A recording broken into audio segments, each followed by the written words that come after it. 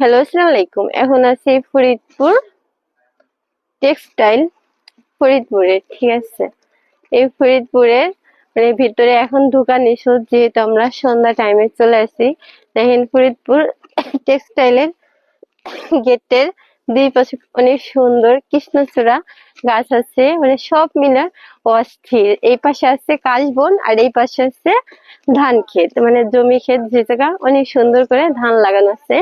আর যেহেতু এই জায়গা অনেক সুন্দর একটা পরিবেশ, দেখেন অনেকগুলো ভাইয়া বাইক নিয়ে এসে ঘোরার উদ্দেশ্যে তারা। ঠিক আছে, যেহেতু জায়গার অনেক সুন্দর, পরিবেশটা ভালো, দুই সাইডে গাছ রয়েছে, ঘাসের জন্য মনে মনে হচ্ছে একটা মানে অসাধারণ একটা পরিবেশ আছে। সবাই নিরিবিলি, সবাই শহরের কোলাহল ছেড়ে কলাম সুন্দর একটা পরিবেশে আসার চেষ্টা করে। ঠিক আছে, এই জন্য সবাই কলাম বিকেলবেলা খুঁজে ভালো একটা পরিবেশ কোথায় পাওয়া যাবে, তারা এই জায়গা পাইছে, এই জন্য সবাই কলাম এই জায়গা বসে আড্ডা দিতেছে।